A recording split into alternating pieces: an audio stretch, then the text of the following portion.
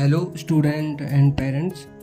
मेरे पास बहुत सारे कमेंट्स आ रहे थे और मैसेजेस भी आए हैं हुआ है जिसको मैं आपको अभी दिखाऊंगा और पूरा मैं आपके लिए एक्सप्लेन करूंगा। उसमें क्या क्या है ये हमने जो है नोटिस ओपन कर लिया है और अभी मैं इसको लाइन बाय लाइन आपके लिए मैं एक्सप्लेन करूंगा। तो यहाँ पे ये दिया गया है the admission to the different program, जो आपका एडमिशन के बारे में दिया गया है पूरा कि आपका एडमिशन कब होगा, कैसे होगा। जूसा सी सब 2024 के लिए जो है 10 अगस्त से 14 अगस्त का इसमें टाइम दिया हुआ है और एनआईटी ने अपना टाइम जो दिया गया है वो 9 से और 14 का टाइम दिया गया है। वो आपको जो है ब्रांच वाइज अलग डेट दी गई है। ये 9 से 14, बहुत सारे पेरेंट्स का ये डाउट था कि 9 से 14 के बीच में कब आना है, तो मैं उनको बोलना चाहूँगा कि अपनी ब्रांच इसमें देखिए, ब्रांच वाइज जो है आपको डेट दी गई हैं। इसमें सभी डेट्स आपको मिलेंगी।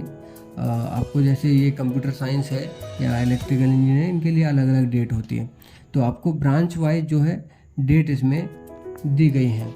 आप उसके हिसाब से अपनी ब्रांच खोज सकते हैं और अपना डेट देख सकते हैं। बाकी ये जो लिंक दिया गया है ये आपको ऑनलाइन पोर्टल है जिस पे आप एनरोलमेंट नंबर और एप्लीकेशन डिटेल आपकी देखी जा सकती हैं। बाकी ये डॉक्यूमेंट वेरिफिकेशन की डेट है 9 से 14 की, और ब्रांच वाइज जो डेट दी गई हैं वो 10, 11, 12, 13 और 14 ये दिया गया है। बट टाइम 10 से 5 दिया गया है। जैसे मैंने आपको बताया, अपने टाइम के हिसाब से आपको पहुंचना है और आपको जिस डेट पे आपको दिया गया है उसी डेट पे आपको आना है। उसके पहले आप आ सकते हैं लेकिन आपका एडमिशन उसी डेट पे होगा जिस डेट पे आपको टाइम दिया गया है। बाकी ये 9 से और 14 के बीच में जो डेट दी गई हैं इसमें आपका प्री रजिस्ट्रेशन होगा जो कि सभी ब्रांचेज के लिए है डेट वाइज। 11 से और 14 के लिए जो दिया गया है और उसके बाद फिर आपको और जो फॉर्मेलिटीज़ हैं ये आपको नीचे दी गई हैं। जैसे कि फाइनल रजिस्ट्रेशन जो होगा वो होगा 16, क्योंकि ऊपर जो ये जो डेट दी गई है 9 से 14 या 11 से 14 ये प्री रजिस्ट्रेशन की डेट दी गई है आपको ब्रांच वाइज डॉक्यूमेंट वेरिफिकेशन की। प्री रजिस्ट्रेशन का जो है आपका 11 से 14 दिया गया है, वो आपका प्री रजिस्ट्रेशन होगा, वो सभी ब्रांचेज के लिए है एक साथ। बाकी नीचे फाइनल रजिस्ट्रेशन की डेट दी गई है रेस्पेक्टिव डिपार्टमेंट की और ऑल ब्रांचेज की। बाकी इसमें 16 तारीख को आपका फाइनल रजिस्ट्रेशन होगा। आपका ओरिएंटेशन प्रोग्राम होगा जिसमें कि पेरेंट्स को भी होना रहता है। बहुत सारे पेरेंट्स की ये मेरे पास क्वेरी आई थी या स्टूडेंट्स ने भी बोला था कि सर क्या पेरेंट का रहना ज़रूरी है। तो मैं कहूँगा कि देखिए, ज़रूरी तो नहीं है, कंपलसरी नहीं है, लेकिन यदि रहेंगे तो अच्छा होगा, क्योंकि ओरिएंटेशन प्रोग्राम में आपको सारे रूल रेगुलेशन और वो सारी चीज़ें बताई जाती हैं जो कि पेरेंट्स को और स्टूडेंट्स को फॉलो करनी होती है, या फिर आपको एटलीस्ट पता होना चाहिए कि आपके एनआईटी राउरकेला या एनआईटी जो भी आपको मिली है उसके रूल रेगुलेशन क्या है, वो सब आपको उसमें बताया जाता है। ओरिएंटेशन इसलिए थोड़ा ज़रूरी होता है। इवन यदि आपको कुछ काम है या बहुत अर्जेंट ऐसा कुछ है तो आप मतलब नहीं भी रुक सकते हैं तो चलेगा, लेकिन आप रुकेंगे मैं ये थोड़ा बोलूँगा। बाकी आपकी जो है स्टार्टिंग क्लास का डेट दिया गया है आपको 20 तारीख को। 19 तारीख तक आपका ओरिएंटेशन चलेगा, 20 को आपका वो चल जाएगा। बाकी ये अब नीचे एडमिशन जो है प्रोसीजर दिया गया है। एडमिशन प्रोसीजर में आपको जो है for admission candidate are required to bring the following document. आपको सारे डॉक्यूमेंट जो है जो लिस्ट दी गई है नीचे तक, ये आपको ओरिजिनल फॉर्म में लाने हैं। सेल्फ अटेस्टेड कॉपीज़ आपको लिखा गया है कि ओरिजिनल लाएंगे सेल्फ अटेस्टेड। इसमें है क्या, सबसे पहले जो है print out of the online enrolment form.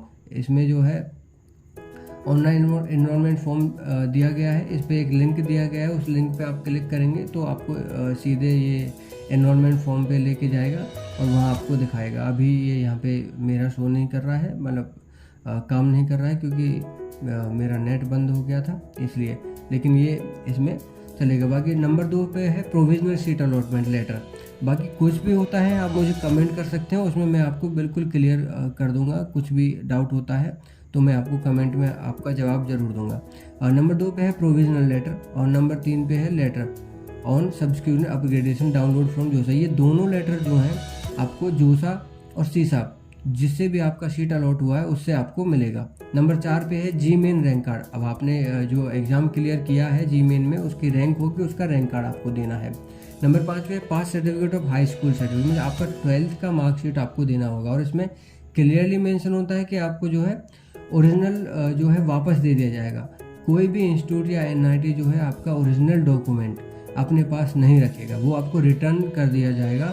सिर्फ आपको एक फ़ोटोकॉपी और एक ओरिजिनल लेके आनी है। फ़ोटोकॉपी रखी जाएगी ओरिजिनल से वेरीफाई होने के बाद, ठीक है। ओरिजिनल आपको सिर्फ वेरिफिकेशन के लिए लाना होता है, बहुत सारे बच्चों को डाउट रहता है। नंबर 6 पे है मार्कशीट एंड पास सर्टिफिकेट। तो अलग अलग स्टेट में अलग अलग होता है, तो आपको मार्कशीट एंड पास सर्टिफिकेट अगर अलग अलग मिला है तो आपको अलग अलग लाना है, वरना तो जैसे आपके स्कूल ने दिया है या बोर्ड ने दिया है वो आपको यहाँ पे लेके आना है ओरिजिनल फॉर्म में।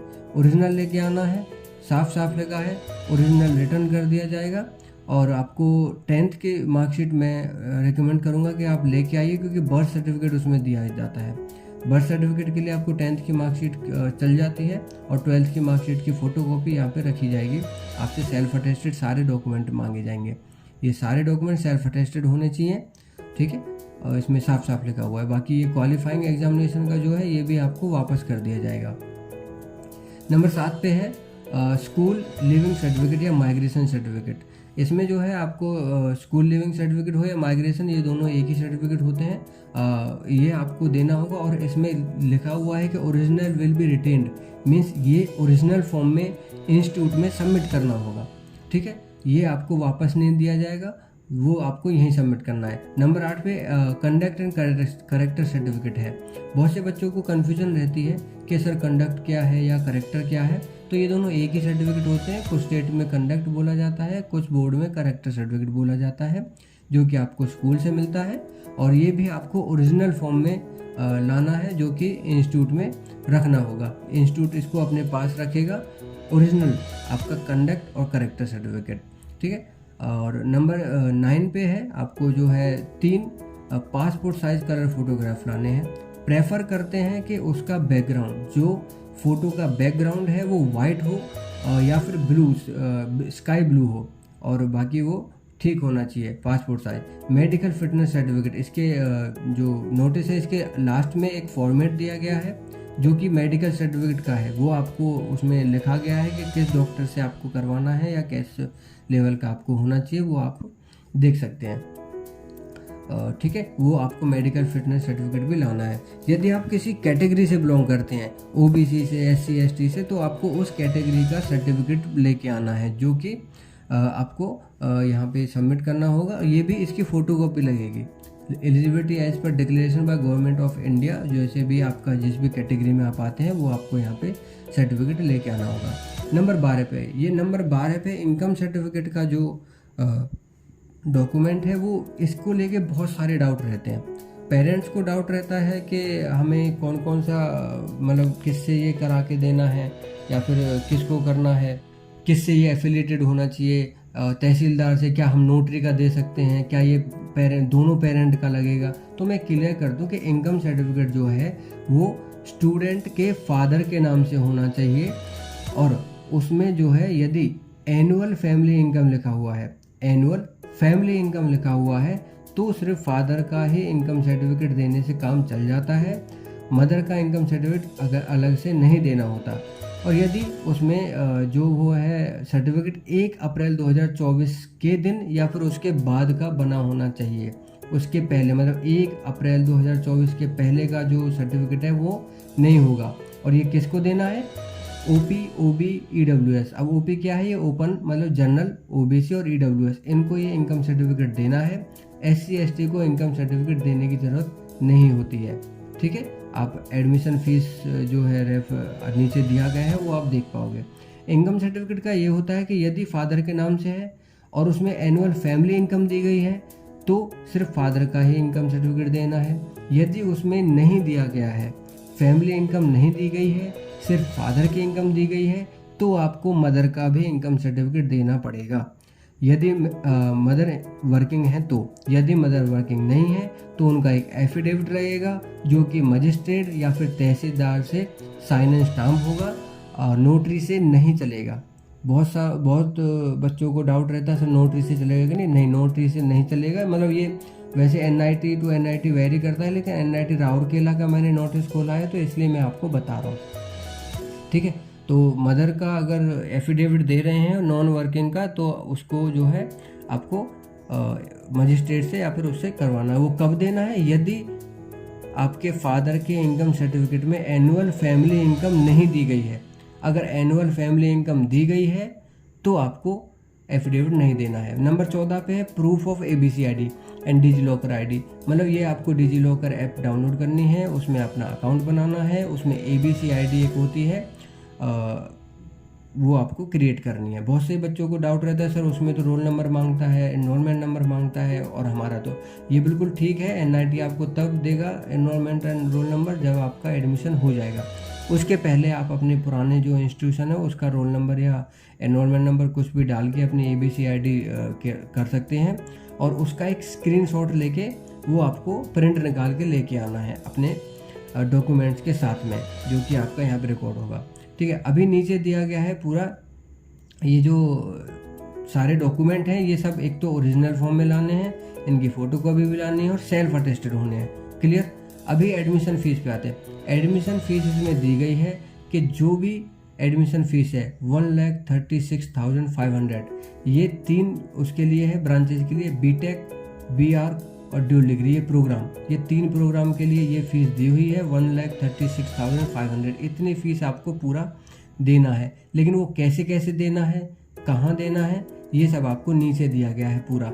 और एक ये फ़ीस है 81,500, ये आपके सिर्फ इंटीग्रेटेड एमएससी के लिए है। ठीक है, जो बच्चे इंटीग्रेटेड एमएससी करते हैं उनके लिए वो अलग दी गई है। ये आपका पूरा प्रोग्राम वाइज, कैटेगरी वाइज आपको पूरी फीस दी गई है। आपको कितनी ये इसमें जोसा में देना है, तो 75,000 ओपी और ओबीसी को जोसा में देना है, और 32,500 32,500 जो है एससी एंड एसटी और पीडब्ल्यू इनको जोसा में देना है। अब बाकी जो बची हुई फीस है वो नीचे कैटेगरी वाइज दी गई है। यहाँ पे ये जो फीस है ये प्रोग्राम वाइज और कैटेगरी वाइज, और ये पूरी फीस दी गई है यहाँ पे। इसमें आप अपनी कैटेगरी देख सकते हैं, जो भी आपकी कैटेगरी है। ये वाली फ़ीस भरने के बाद जो फीस बची वो आपको इंस्टीट्यूट को पे करनी है। अभी इसमें देखते हैं कि आपको फ़ीस कितनी भरनी पड़ेगी। इसमें क्लियर दिया गया है, और नोटिस को आप बिल्कुल ठीक से पढ़ सकते हैं। अगर कुछ डाउट है तो आप कमेंट करके मुझसे पूछ भी सकते हैं। आप अपनी कैटेगरी देख सकते हैं, इसमें ओपी, ओबीसी, ईडब्ल्यूएस है, और उसके हिसाब से आपकी जितनी फ़ीस बनती है वो आप जो है इसमें पे करेंगे। और नीचे जो है यदि आपकी फैमिली इनकम, इसमें दिया गया यदि फैमिली इनकम 1 लाख से नीचे है पर एनम, तो आपको कोई फ़ीस नहीं भरनी है, चाहे आप किसी भी कैटेगरी से बिलोंग करते हैं। देखिए एक्सेप्ट पीडब्ल्यूडी, ये आप थोड़ा ध्यान रखेंगे। पीडब्ल्यूडी को छोड़ के आप किसी कैटेगरी से हैं तो आपको नहीं देनी है फ़ीस, क्योंकि उसमें 1 लाख पर एनम से नीचे आपकी इनकम है। ठीक है, इस पे कैटेगरी कोई मायने नहीं रखती है, आपकी इनकम मायने रखती है।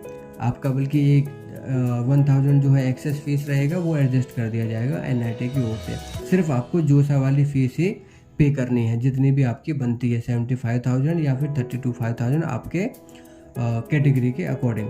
अभी नीचे जो है फिर ये और फीसेस दी गई हैं, इसको आप देख सकते हैं। जो भी इसमें यदि डाउट है तो आप पूछ लेना कमेंट करके मुझे। इसमें वही दिया गया है, ट्यूशन फीस वेवर के लिए आपको इनकम सर्टिफिकेट जो है आपको सबमिट करना है। इनकम सर्टिफिकेट के बारे में मैंने पूरा बताया है आपको, और आपको 1 अप्रैल 2024 के बाद का ही इनकम सर्टिफिकेट देना है। 1 अप्रैल 2024 का चलेगा उसी दिन का। और इसमें ये लिखा गया है कि यदि आप एडमिशन के टाइम पे इनकम सर्टिफिकेट नहीं दे पाते हैं तो आपकी फ़ी वेवर नहीं होगा। आपको full fee at the time of admission, means आपको पूरा फीस एडमिशन के टाइम पे देना होगा। और यदि आप जो है बाद में उसको प्रोड्यूस कर देते हैं, इनकम सर्टिफिकेट यदि आप बाद में दे देते हैं तो आपकी फ़ीस जो है बाद में वेवर कर दी जाएगी, और आपकी जो फ़ीस बनेगी, अब जो भी एडजस्टमेंट होगा वो प्रोसेस के थ्रू कर दिया जाएगा। और in order to avail such tuition fees waiver इन सब, हाँ यदि इसमें दिया गया यदि आपको आगे आने वाले सालों में भी फ़ी वेवर चाहिए तो आपको जून महीने से पहले, हर साल जून मंथ से पहले अपने इनकम सर्टिफिकेट जो भी फॉर्मेट दिया गया है उसके अकॉर्डिंग आपको जून महीने से पहले अपना जो है इनकम सर्टिफिकेट सबमिट कर देना है। यदि आपकी मदर हाउसवाइफ है तो जैसे मैंने बताया आपको एक एफिडेविट देना है जो कि एग्जीक्यूटिव मजिस्ट्रेट से साइन होना चाहिए। अभी यहाँ पे पेमेंट ऑफ बैलेंस इंस्टीट्यूट दिया गया है, मतलब आपको अभी ऊपर तो आपने जोसा और सीसैप का फीस भर दिया, अभी उसके बाद जो फीस भरना है वो कैसे भरना है वो इसमें दिया गया है। वो SBI payment of balance institute fee will be done only through SBI collect portal, या फिर आप जो लिंक दिया गया है इस पे जाके अपना फ़ी पेमेंट कर सकते हैं। और इसमें जो है अपना फ़ी पेमेंट के बाद यहाँ पे हॉस्टल रूम का दिया गया है। Hostel room will be allowed on reporting, हाँ आपको हॉस्टल रूम आपके रिपोर्टिंग के टाइम पे, एडमिशन के टाइम पे दे दिया जाएगा, और आपको घर वापस जाने का टाइम नहीं होगा। इसमें साफ लिखा गया है कि आप अपना सारा सामान लेके आइए, साथ में अपने डॉक्यूमेंट लेके आइए, प्रोसेस फॉलो करके आइए, क्योंकि आपके एडमिशन के टाइम के बाद, क्योंकि 20 तारीख को क्लासेस स्टार्ट करने वाले हैं, तो आपको वापस there is no time to go back and come again, means आपको वापस नहीं जाने दिया जाएगा, आप वापस आने का टाइम नहीं है, ठीक है। और एडमिशन प्रोसेस जो होगा will be first come first serve basis पे होगा, मीन्स आप अगर पहले सुबह जल्दी आ जाएंगे तो आपका नंबर पहले आ जाएगा, यदि आप लेट होंगे तो आपका नंबर बाद में होगा। और एक दिन में इन्होंने टाइम लिमिट दिया गया, will be limited to around 200 minute, मतलब एक दिन में जो है 200 के करीब ये स्टूडेंट का एडमिशन करेंगे, उसके बाद फिर ये शायद अभी रोक देंगे, या फिर जैसे भी उनका प्रोसेस होगा वो अपना देखेंगे। और ये फ़ीस का है, यदि आगे चल के कुछ फ़ीस इंक्रीज होती है आपके एडमिशन से पहले तो वो आपको इंडिकेट दिया जाएगा, और आपको एडिशनली वो फ़ीस पेमेंट करके जब जाना होगा वो आपको बताया जाएगा, या तो कोई नोटिस आएगा जो भी है जैसे भी है। अभी even after having online document verification, means यदि आपका डॉक्यूमेंट वेरिफिकेशन हो भी गया है और यदि आप कोई ओरिजिनल डॉक्यूमेंट प्रोड्यूस नहीं कर पाते हो, इवन वो आपका जो है सीट का अलॉटमेंट है और fulfilment of required eligibility criteria, यदि क्राइटेरिया फॉलो नहीं करते हैं तो आपका जो सीट है अलॉटमेंट कैंसिल किया जा सकता है। इसमें वही है कि यदि आपके पास कोई डॉक्यूमेंट नहीं है या नहीं कर पा रहे हैं, क्राइटेरिया नहीं है, तो आपको कैंसिल कर देंगे। ये है कोर्ट ऑफ राउरकेला। हाँ, यदि आपको कुछ इशू है, यदि आपको कोई कोर्ट केस करना है या कुछ आपको डाउट लग रहा है, उसके लिए आप सिर्फ कोर्ट एट राउरकेला में ही जा सकते हैं। ये नहीं कि आप कहीं बाहर स्टेट से हैं और अपने स्टेट में उस जो है कोर्ट में जाके अपील करेंगे, आपको कोर्ट एट राउरकेला में ही अपील डालनी पड़ेगी, ठीक है। नीचे ये लोकेशन दिया गया है, NIT Rourkela is around 8 kilometre away. तो NIT जो है वो राउरकेला स्टेशन से लगभग 8 किलोमीटर दूर है, और आपको आसानी से वहाँ से आने के लिए ऑटो मिल जाते हैं, 200 या 250 रुपये लेते हैं, 250 रुपये लास्ट है, 250 से ऊपर नहीं लेता है।